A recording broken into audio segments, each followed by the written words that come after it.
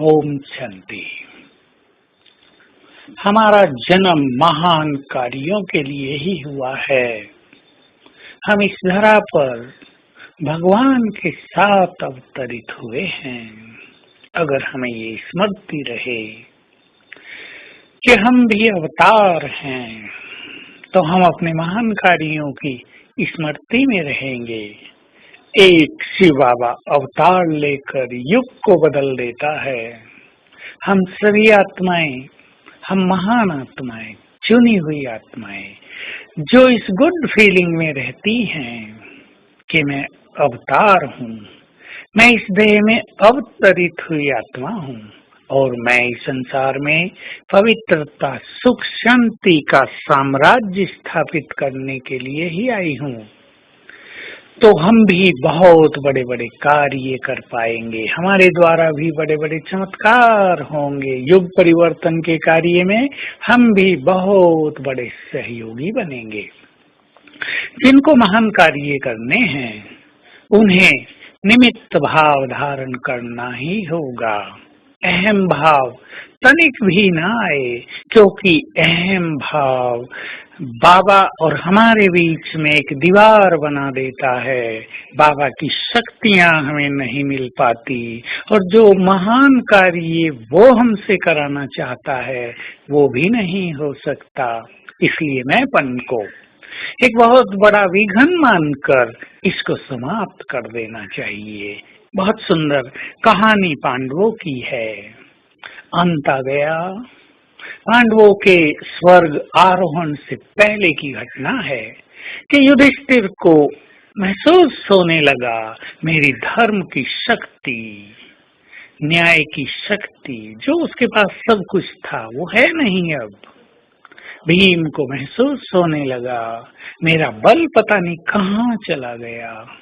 उधर रास्ते में अर्जुन को भीलों ने लूट लिया। युधिष्ठिर ने दूत को दौड़ाया कि जाओ श्री कृष्ण को जल्दी बुला कर लाओ, कुछ अपशुगन हो रहे हैं। युधिष्ठिर दूत तेज घोड़े पर गया, बहुत जल्दी ही कुछ ही दिन में वापस लौट आया इस समाचार के साथ कि श्री कृष्ण नहीं रहे, वो ब्रह्मलोक चले गए।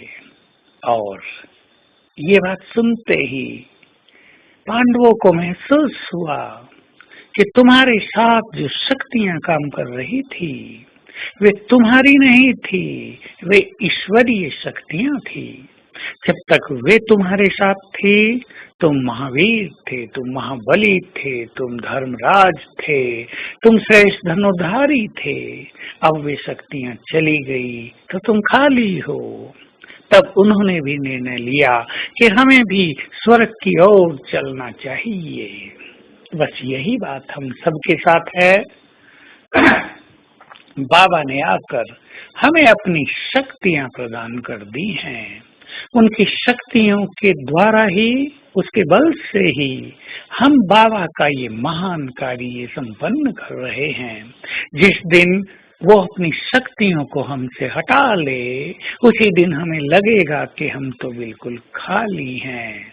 इसलिए मैंपन का कहीं भी स्थान नहीं है, क्योंकि मैंपन आते ही उसकी शक्तियां हमसे अलग हो जाती हैं, उसकी दुआएं, उसके वरदान हमसे अलग हो जाते हैं और हम पाएंगे स्वयं को खाली, अकेला।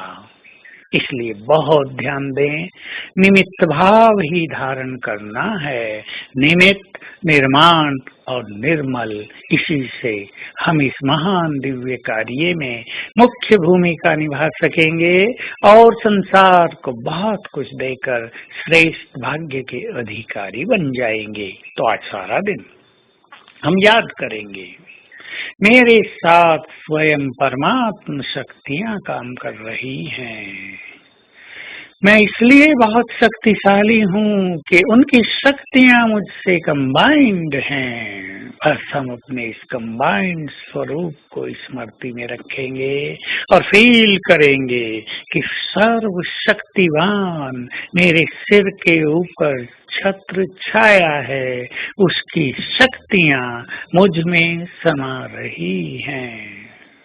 तो हर घंटे इस अभ्यास को और इस स्मृति को चालू रखेंगे। ओम शांति।